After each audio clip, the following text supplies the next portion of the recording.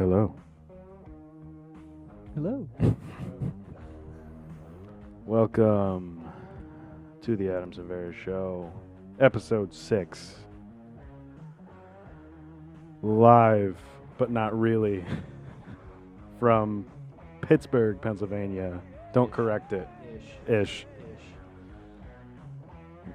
Ta-da.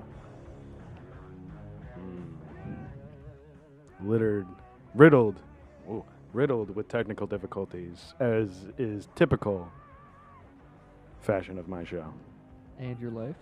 And my life. My life has technical difficulties, right?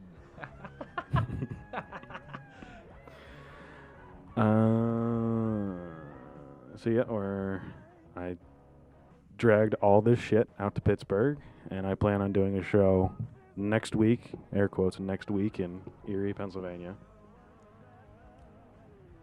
What? Next week is tomorrow, Anthony. Yeah. It's going to be released next week. It's going to be pre-recorded.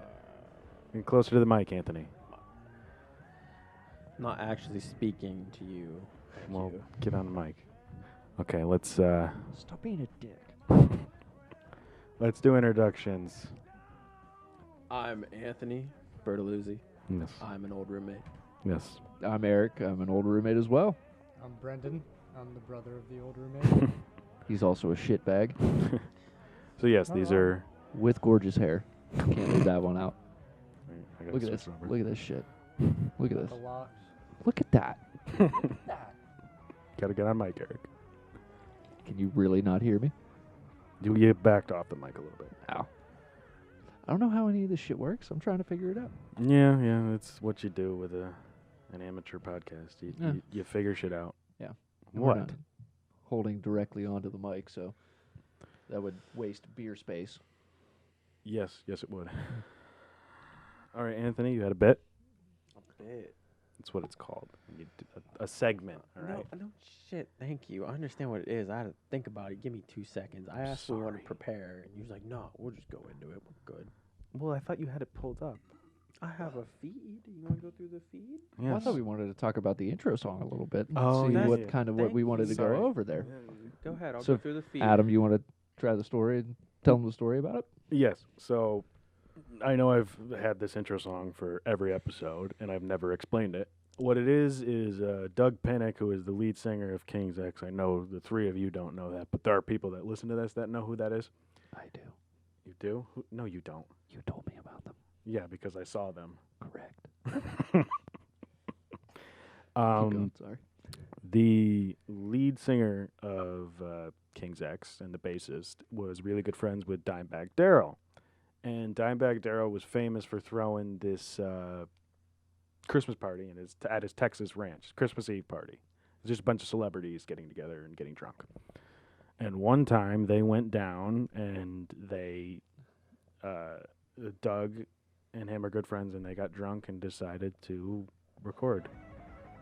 Him, his brother Vinnie Paul, and Doug went into Dimebag's basement studio, hammered off their asses, and recorded the song that's the theme song for The Sopranos. So yes, I told that story now. Okay, well, I think we were talking about it earlier. Like, Adam had mentioned that he released it on, what was it, the 10th anniversary yeah. of Dimebag's death? Yeah, and Anthony had a problem with that. Oh yeah. So why do all Closer to the mic. Why do all celebrities hold out on these things to release them on anniversaries of people's deaths? Is it their agents? They tell their agents that Well, this they guy, have it's not. possessions, and they're like, "Well, hold He's on." not in a very big band, so he probably is doing it just as a memory to his friend. Well, why would you wait 10 years to do that? It's been a decade since he's died.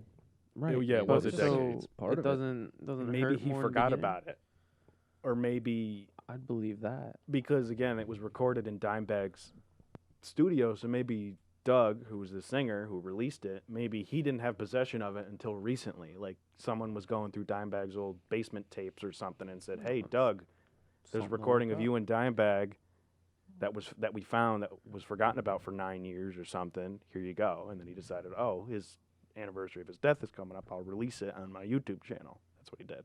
Well, it could have been like That is also what like he did. Yeah. it could have been. Well, I Oh, mean, well then- it's also a nice. No. tribute, I'm though. guessing that you the know? part Oh. where It I feel seems- like he didn't have it in hand. It seems too coincidental. So I feel like I he mean, didn't have it in hand, and someone gave it to him and said they were going through Dimebag's old tapes and they found it.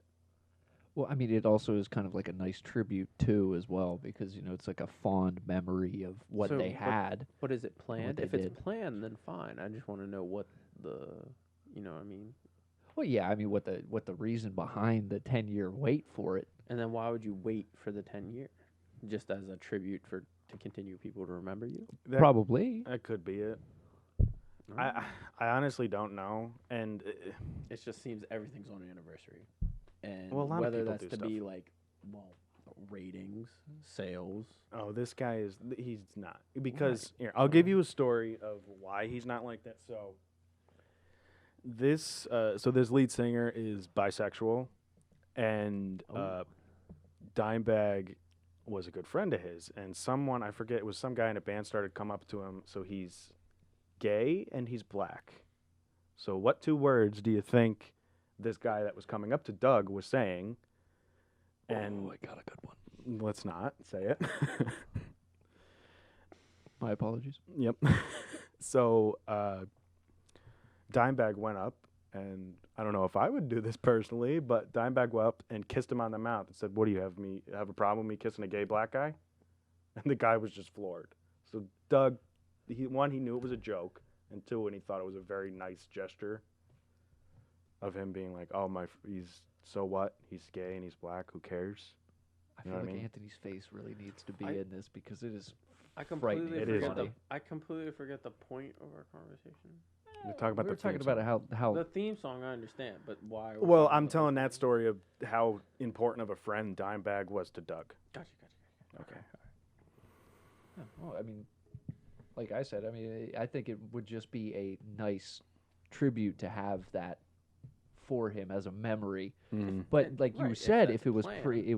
if it was planned, then I would have a little bit of an issue with it because that's like a form of Hey, money making or No, it's not money. He You know what I posted it mean? on his personal YouTube channel, which Okay, well, isn't then that's- monetized. yeah, It's not So like, then that's but we all can him. say other people do this as a plan. oh yeah, absolutely. Yeah, they People do. fucking You kidding do it. me? Like Michael Jackson, Ugh. when he died, didn't his ratings go through the roof for? Well, that Will no. Smith? Well, you're talking about something different. You're talking about when people die and their record sales shoot through the roof. Right. I That understand happens all the that time. because then everyone it gets brought up and they're like, "Oh, he was Even so the good that Eagles he's brought dead up now." stuff. But even an anniversary later, Well, yeah, Even he's the got a Eagles point had too. A greatest hits album When just when to Glenn get more money. Well, yeah, I mean, yeah, but that was also after Glenn Fry had been dead for a Yeah. while, right? Glenn Fry was Yeah. he was their drummer and one of their lead singers, right? Am I correct by saying that? Yeah, I'm not too knowledgeable on the Eagles. Neither am I. I mean, You're a big Eagles fan. You're not. do you really think I give a shit about Don Henley? Well, no one likes Don Henley. Exactly. I only care about Glenn Fry, the Eagles. All right. Joe Walsh, one of the greatest guitar players ever, and one of the most insane heroin addicts ever. He got Rocky Mountain High Oh yeah, he did. all the time.